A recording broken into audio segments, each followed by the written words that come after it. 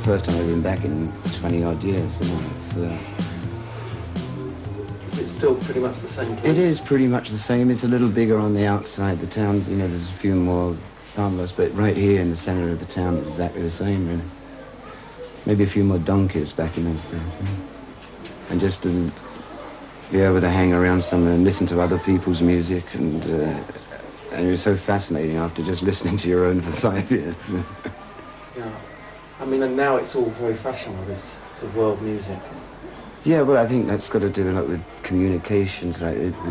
People start to hear more and more about what's going on in other places, and there's more contact between people, and so something that would have appeared really sort of exotic and strange maybe 20 years ago slowly people start to accept other music from other parts of the world.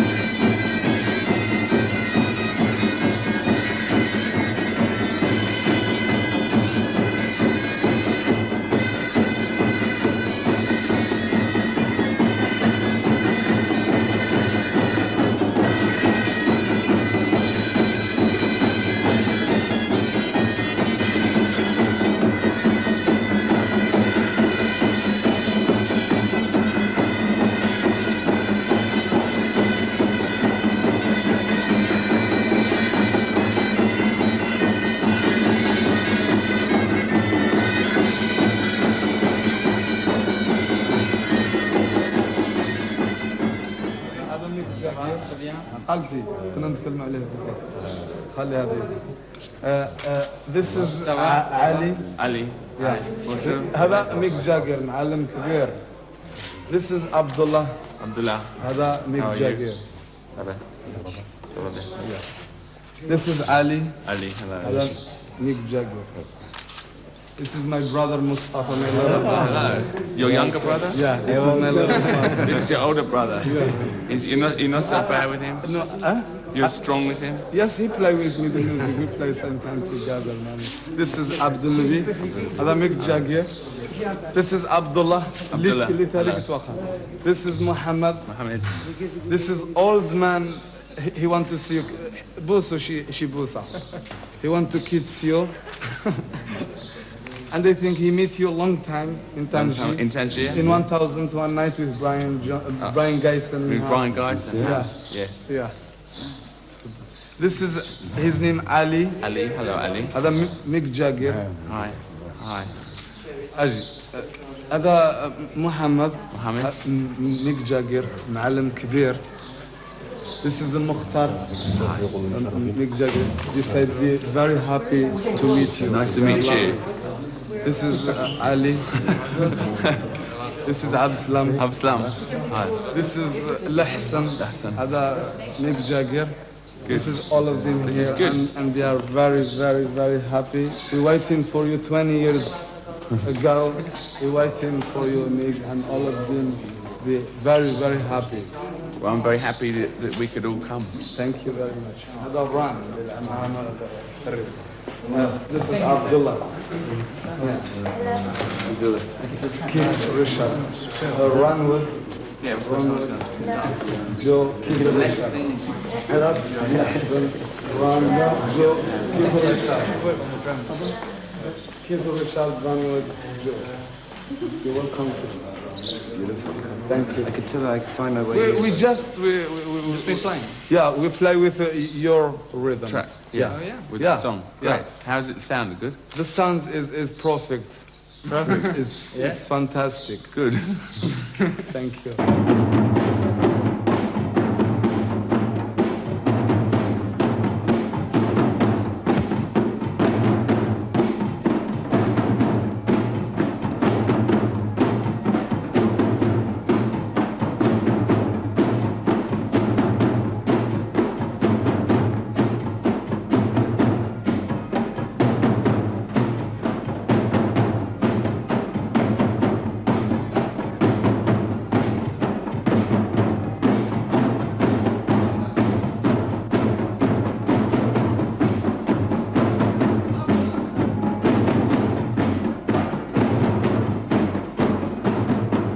It was just an idea that Mick and I looked together and said, well, if ever we could use the Zhuka pipes, this is probably the track to do it on, you know.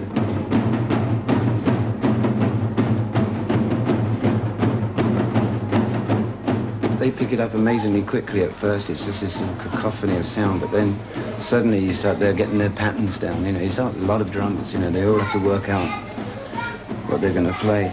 But, it's the pipes I want to hear next.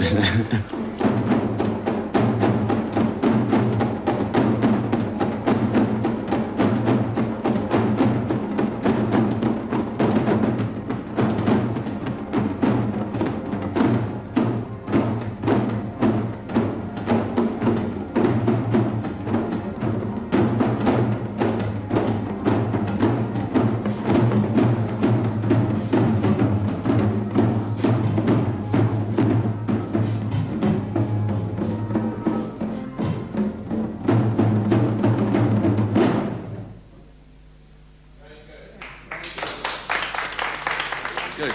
Well done. Quite tiring. Do you know what we should do? Is to get the fast part, the very fast part, the groove bit going to that. Definitely. It's a separate piece, because that's really great if we could get that. Doing section. Yeah. They did a really good end then, which we can put in Yes. for the stops. What we have to have adequate bits for each section. Yeah. You know, to think that we need. So should we just go for this really fast section now? Yeah, I think, yes, from the speeding up. I mean, I don't know if how we'll get that, the speeding up, but certainly when they get into that, when it goes for a long time. Yeah, when it's a long time on the speed, we can do that. That's the really important. That's what I think we should go for next. Yeah, and then give them a break and then the pipes up. Yeah, we can do a little bit separate drumming afterwards as well. And then pipes after that. Yeah.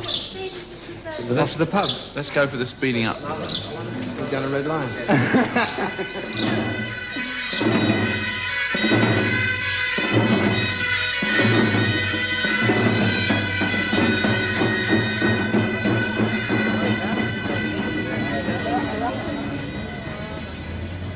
It was the 1967, and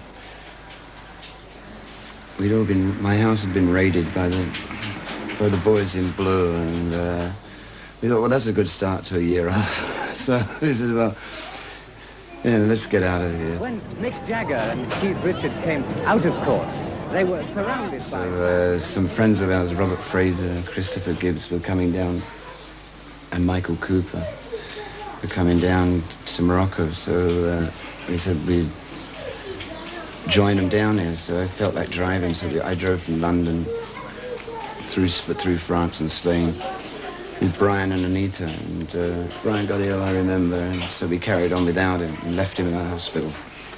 And eventually, when we got here, he was already better, and he was already at the hotel. So, and after that, things get kind of hazy because we were so punch drunk from all that time on the road. But we were here for weeks before we then drove on to Marrakesh, and we were just wandering around listening to music. Whilst they were in Marrakesh, the Rolling Stones met royal photographer Cecil Beaton, who had been visiting Morocco since the 30s. He photographed them and recorded the meeting in his diary. An evening with the Rolling Stones, Marrakesh, March 1967. On Tuesday evening, I came down to dinner very late, and to my surprise, sitting in the hotel lobby, discovered Mick Jagger and a sleepy-looking band of gypsies. It was a strange group. I don't want to give the impression that I was only interested in Mick, But it happened that we sat next to one another as he drank a vodka Collins and smoked with pointed finger held high. His skin is chicken breast white and of fine quality. He has an inborn elegance. He talks of native music. He'd heard a local tribe playing pipes like those used in Hungary and Scotland. He liked Indian music too. He said he'd like to go to Kashmir and Afghanistan, in fact to get right away from England, which he considered had become a police state with harassment and interference. He maintained that he'd done nothing to deprave the youth of the country. If one is on one's own in a private house, not doing any harm to anyone, I don't really see why all these people should wander in and say you're doing something wrong. Well, he's not committing a crime against society, perhaps against himself, it may be true to say. The next day at 11 o'clock, Mick appeared at the swimming pool. I could not believe it was the same person walking towards us. The very strong sun reflected from the white ground made his face look a white, podgy, shapeless mess. Eyes very small, nose very pink and spreading, hair sandy dark. His figure, his hands and his arms were incredibly feminine. Their wardrobe is extensive, but everything is shoddy, poorly made. The seams burst. Keith himself had sewn his trousers, lavender and dull rose, with a band of badly stitched leather dividing the two colours. Brian, at the pool, appears in white pants with a huge black square applied onto the back. It's very smart in spite of the fact that the seams are giving way. But with such marvellously flat, tight, compact figures as they have, with no buttocks or stomachs, almost anything looks well on them. Was that the trip where Brian heard of the Jujuka musicians? I think so, eventually, yeah, because we were a long time in Marrakesh. We came back to Tangier, and that's, I think, when Brian got to hear about them. Because he came, when he got back to London, he was saying, I'm going to go back and record these guys, you know. And so that was our first contact. At that time, he was really the first one in the band to bring in other elements of other people's music. You know, he was the sitar. He's very interesting. Also, he was very adept at. Brian would walk in the studio, and no matter what instrument was lying around, even though he'd never played it before, he'd be able to knock something out of it very, very quickly. You know, hence we used to use vibraphones and stuff, mainly just because they were lying around in the studio, and everybody thought, what a wonderful piece of orchestration. But it was just sheer accident, and Brian's ability to be able to get something out of an instrument. Hence, he'd pick up some sort of primitive sort of instrument, say here, and be able to play it. You know, so he brought more exotic tones to the band, shall we say? You know. Would I mean, he left the band, and we know what happened since. But do you think if he'd stayed, would the music have taken a different course under him? Would the band even have stayed together? I wonder. I mean, that's very difficult to say.